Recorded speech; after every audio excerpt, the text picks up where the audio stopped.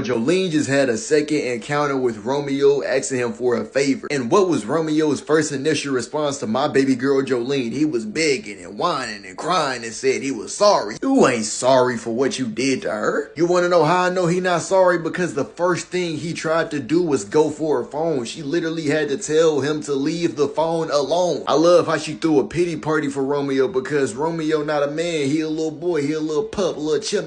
You feel me? Jolyne baby girl now. She done grew up. She grown. She need a real man in her life. She need me. But the fact that Romeo still tried it. He tried it. Talking about she was the best thing that ever happened to him. I know she was. You don't deserve her. He did give her a band though, and he did give her a helicopter. I mean, he might be a real one for that, but I don't know. Maybe he got some like secret motive behind what he doing, bro. I still don't trust Buddy yet. I feel like a lot of the reason why people say he isn't a bad dude, why he's kind of a good guy, is because Jolyne doubled his tongue and listened in on what he was saying, and he was talking about how Jolyne is in Mexico and all this, how they was only talking on the phone, they had no real interaction, and naturally he didn't know he was being spied on, so he was keeping it P, he was keeping it a bean. But regardless, he had one action to do that, to try to make up for the rest of his actions. It doesn't negate anything he did. It doesn't negate him trying to reach for that phone in the first place. You feel me? That beef will never be subsided, and that's why I'm glad at the end of that episode, Jolyne still ripped that tongue off anyway and let it snap back in place with his original one. But y'all stay tuned for the next update.